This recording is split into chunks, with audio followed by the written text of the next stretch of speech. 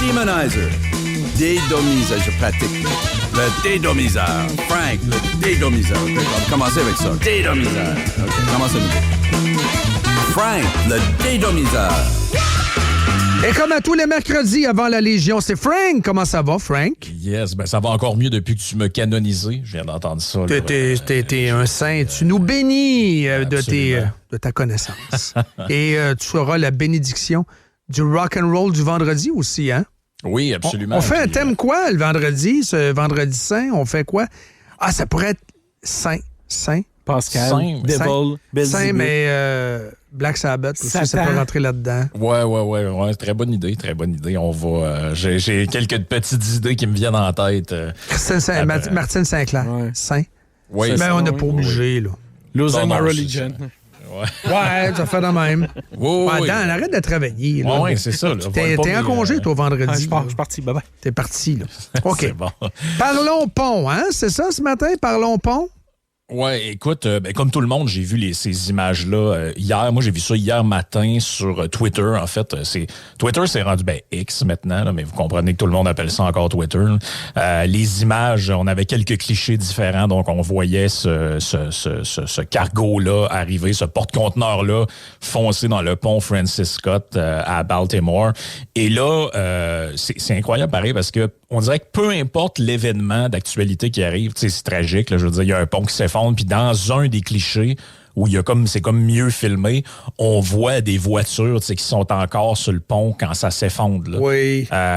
Pour vrai, c'est pas vraiment cool à voir. Là, y a là, on parle de quoi? C'est 7 personnes qui sont missing. C'est des travailleurs. C'est des travailleurs, ouais, parce que juste avant que le pont s'effondre puis que la collision arrive, on voit des voitures circuler, puis on voit il y en a un, là, je sais pas s'il s'est vu sur les clichés par après, mais il y en a un, sans joke, pour moi, il passe à comme 4 secondes de tomber de tomber en bas du pont avec son... Lui, il va s'acheter un Powerball. Ah ouais, lui, je pense qu'il est bon pour une coupe de gratteux, là.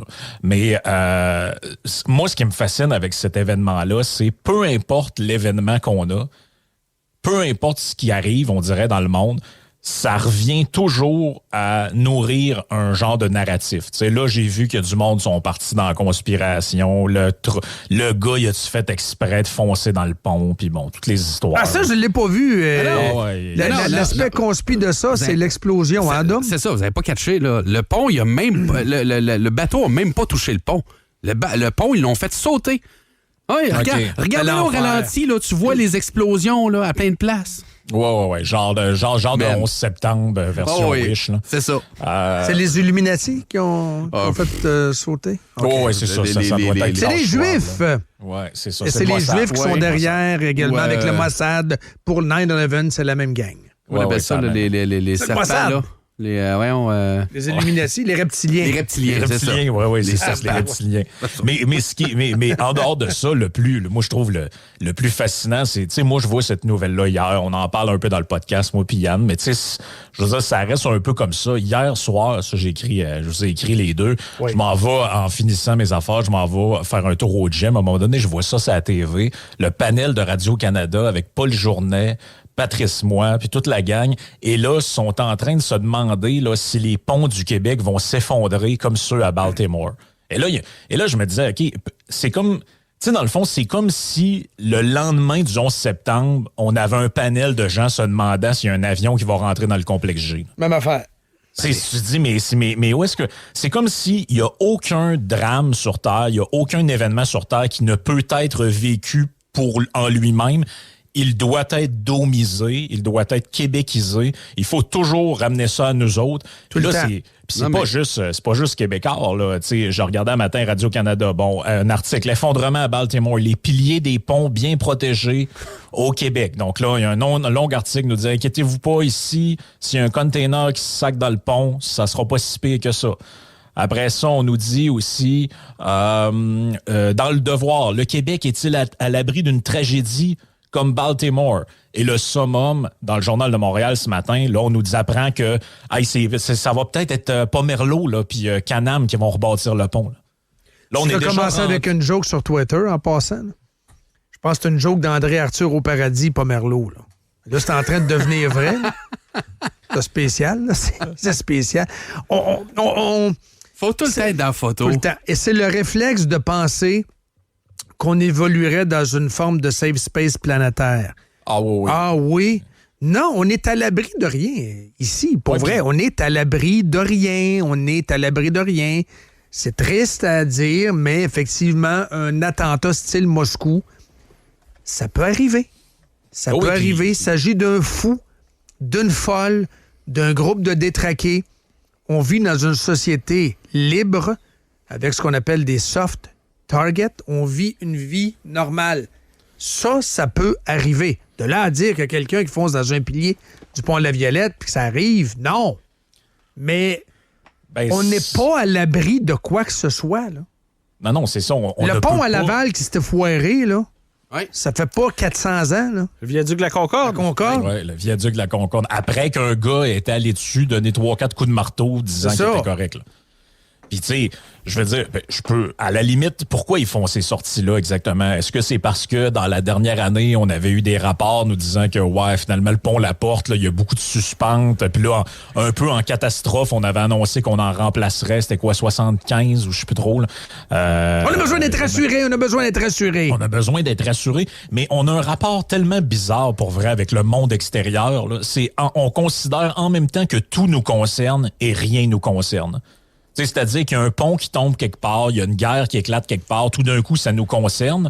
Mais, par exemple, il y a le gouvernement fédéral fait une taxe carbone, puis on pense que nous autres, ça nous concerne pas. Ah, j'ai encore lu ça un matin dans le journal. Ben oui. Voyons, un poilier à Vidérable ben raide, ça s'applique pas au Québec. Qu'est-ce qu'il dit là? Ah. Oui, mais est-ce que vous pensez qu'on vit dans le fond, on est comme une île, comme Hawaï, on est isolé au plein milieu de l'océan. Puis, tu sais, je veux dire... Et ça, le Québec considère les Québécois, c'est ça, la domisation. On pense qu'on évolue dans un safe space. Ah, c'est en Ontario, ça, Gisèle. Inquiète-toi pas avec ça. Oui, mais ça a un impact sur les prix. Le prix de l'essence, le prix des fournisseurs qui vont charger au Québec. Ben oui. La 401, là, c'est pas des bicycles à pédales qui roulent là-dessus, là. C'est des vannes. Si vous êtes déjà allé dernièrement, même à Toronto, il y a de la vanne. C'est l'enfer. C'est l'enfer comment il y a de la vanne. C'est un va-et-vient constant, là. On est alimenté par les Toronto. Québécois, mangent-tu du bœuf, eux autres? Est-ce que les Québécois mangent du bœuf? Moi, je pense que les Québécois mangent beaucoup de bœuf. Faudrait qu'ils arrêtent. Ben ouais, d'ailleurs, il faudrait qu'ils arrêtent selon certains. Mais tu sais, le bœuf que vous mangez, là, Angus, là, qui vient de l'Alberta... Entre autres. Ben, d'après moi, il y a eu une genre de taxe carbone dessus, là. Donc, de dire que non seulement c'est pas parce qu'elle s'applique pas techniquement ici, parce qu'en passant, on en a une autre, là, qui est la nôtre, qui, elle, s'applique, là.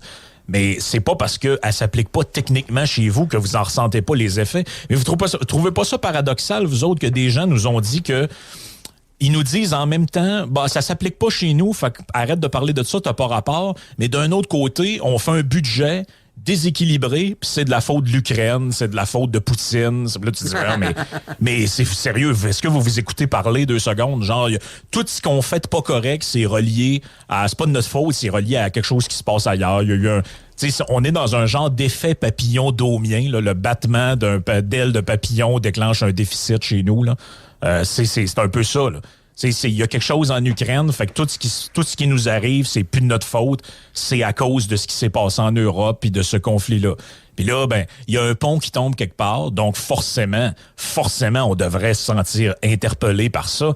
Donc là, d'ailleurs, les compagnies québécoises qui, selon le Journal de Montréal, vont bider sur la reconstruction du pont. Ça va être intéressant de savoir combien ça coûte refaire un pont à Baltimore.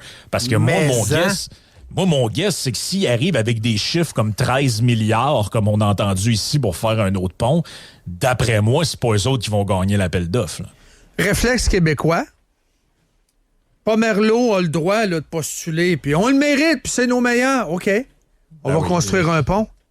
Ça va être une compagnie de New York qui va postuler. Ah, tabarnache, les hostifiques d'Américains. On n'a même pas protectionniste. Ouais. Buy American, hein? As-tu vu l'histoire? Ah, le Pomerleau, c'est normal, là. Je veux dire, c'est Pomerleau, puis nous autres, c'est Canam avec notre acier, puis on va y aller, puis effectivement, on est très bon. Mais ça fonctionne jamais dans les deux sens. As-tu remarqué? L'accord de libre-échange doit bien extraordinaire, Mulroney. Ouais, mais dans notre tête, à nous autres, on est zéro libre-échangiste pour Saint-Saëns. T'as plein de Québécois. Exemple. qui vont travailler à Fort McMurray. Oui. C'est des gars syndiqués FTQ, là. Et c'est des gars, des électriciens. Ils s'en vont là travailler, in et out, pendant des mois, voire des années.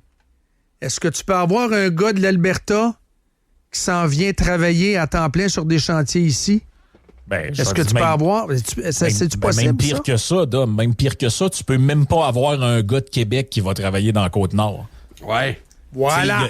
En ce moment, tu Parce que Warrenburg va faire une crise. Ben oui, comment il s'appelle là, le gars avec la permanente, là? Jean Boulet. Oui. Il est en commission parlementaire en ce moment pour moderniser la loi sur je sais plus comment elle s'appelle exactement. La flexibilité dans les métiers de construction pour alléger les corps de métier. Absolument. Et là, je voyais l'ancien député libéral, là, Blackburn, qui est rendu genre de représentant du patronat. Là. Et là, lui, il disait à Jean Boulet, il disait, ouais, mais là, faudrait, pour combler les problèmes de main-d'œuvre, tout ça, on n'est plus à l'époque où les gens attendaient la job chez eux. Là. Il faudrait pouvoir que des gens puissent partir de Trois-Rivières puis aller travailler, je sais pas, moi, à Rimouski ou ce genre de trucs-là sur des chantiers. L'espèce de protectionnisme là-dedans, ça a pu sa raison d'être. Et là, tu le voyais patiner, là, ouais, mais là, faut comprendre les particularités locales, puis, tu sais, je veux dire, du libre commerce, puis du libre-échange, puis de la libre circulation, on n'en veut même pas à l'intérieur de notre propre province. Mais, par contre, Pomerleau et Canam, va falloir qu'ils reconstruisent le pont de Baltimore. Exact. Capoté, là, quand tu y penses. Le pont qui relie Saint-Paul, Minneapolis, qui est tombé en 2007. Oui. Ça, ils ont été vite. Ils l'ont reconstruit en moins d'un an, OK? Et on avait budgété 254 millions pour la construction du pont, mais comme le constructeur l'a construit en un peu plus d'11 mois, et il y avait un bonus s'il le faisait en moins d'un an, c'est 259 millions que le pont a coûté parce qu'ils ont donné 25 millions un chèque en bonus, vu que ça a pris moins d'un an bâtir le pont. C'est sûr que c'est la rivière Mississippi que ça traverse. C'est pas nous. C'est court, c'est étroit. C'est ça, c'est pas aussi... Mais il y a quand même 10 voies de large avec des structures de béton. 10 voies de large. C'est un immense pont, là. Comme le troisième lien. Exactement. Est-ce que les gens se rendent... les gens venaient d'entendre là, le montant que Dan a donné. Ça, c'était pour reconstruire un pont. Ouais. Je vous rappelle qu'il n'y a pas longtemps, on nous a dit que la facture pour repeindre un pont était rendue à 1 milliard. Oui. Ben oui. T'sais, vous voyez bien qu'il y a quelque chose qui marche Non, pas. ça marche pas. Imaginez marche pas. débâtir le pont de Québec, combien ça coûterait? Ah ouais, ben d'ailleurs, ça va être un autre argument. Hein. Oui. Le jour où il sera vraiment plus sécuritaire, puis on devra envisager cette question-là, c'est ce qu'ils vont nous dire, je peux vous le prédire tout de suite. Ouais, mais le débâtir, ça coûterait plus cher qu'à le réparer, même si le réparer, fait qu'on va continuer. Mais oui, c'est sûr, ça, ils nous ont fait, c'est la même chose qu'avec le stade olympique, là. Avec une espèce d'étude patentée, ouais, ça va coûter 2-3 milliards, le débâtir, fait qu'aussi bien de refaire un toit, là. Puis dans 20 ans, on va avoir le même, tu sais, on tourne en rond avec ces affaires-là, c'est incroyable. Mais tout ça pour dire que l'effondrement d'un pont, je veux dire, c'est un drame, puis c'est un événement que, oui, c'est correct qu'on en tire des leçons. Est-ce que c'est correct que des gens se posent des questions sur, dans le fond, notre propre sécurité? Je pense que ce serait irresponsable de ne pas le faire. Tu vois, ça arrive ailleurs, tu dis, on n'est pas à l'abri de ça. Par contre, le fait de tout ramener ça ici, puis là, tout d'un coup, Baltimore n'existe plus, puis ce qui existe, c'est notre petite réalité à nous autres. Il y a quelque chose d'indécent là-dedans. Là. Ce qui est indécent aussi, c'est qu'on a expliqué ici à Radio X, entre autres, qu'il faut un troisième lien parce que, justement, le pont Pierre-Laporte arrive à son échéance de vie, etc. Il peut y avoir des... Puis on avait les affidavits des ingénieurs du gouvernement ici signés à l'effet que ce pont-là est peut-être potentiellement dangereux si on n'investit pas, etc. Ah non, pas besoin d'un troisième lien. Mais on se garoche, les mêmes médias se garochent pour justement dire « Ah oui, c'est peut-être que ça pourrait arriver. » Juste en terminant avant de te laisser, puis avant de se revoir vendredi, non, la taxe du carbone, là, ça n'a rien à voir. Ouais. Quelle est la valeur des échanges économiques Québec-Ontario? La valeur. Écoute, en argent. Beaucoup, là. C'est 1000 milliards. 1000 milliards. La zone Québec-Ontario est la 4e en importance en Amérique du Nord après celle de la Californie, Texas et New York. Mais ça n'a rien à voir! Ça n'a rien à voir! Non, mais les gens qui pensent que les trucs économiques sont pas interreliés, je sais pas dans quel monde vous vivez. Il y a eu un article de journal il n'y a pas plus tard que, c'est un mois et demi, nous parlant des flips de chars électriques. Et moi, personne n'a parlé de ça, mais moi, je soupçonne que la raison pour laquelle le gouvernement est en train de opting out ce truc-là, autre que des raisons financières, c'est que comme l'Ontario avait aboli, ou en tout cas réduit très, très grandement la subvention aux chars électriques, c'est que des gens vont sur le bord de la frontière, achètent des chars électriques, puis s'en vont. Ben oui, c'est démontré. Donc, c'est comme dire, ça a pas la subvention sur les voitures électriques n'a pas d'impact en Ontario, il n'y en a plus. Ben oui, elle a un impact, elle est collée sur une province qui en a une. Donc, elle a un impact chez nous, elle a un impact chez eux. T'sais, c'est pas compliqué à comprendre. Là, on est interreliés, on fait du commerce interprovincial. Donc, forcément, toutes les mesures qui sont prises, comme le congé de taxes sur l'essence qu'ils ont en Ontario, a un impact chez nous aussi. Là. Maintenu en terminant. Maintenu. Hier, il y a eu un gros déficit quand même en Ontario, mais le congé de taxes, en fait, la réduction de la taxe sur l'essence est maintenue. Salut, on se voit vendredi. Ciao, Salut Frank. Ciao, man.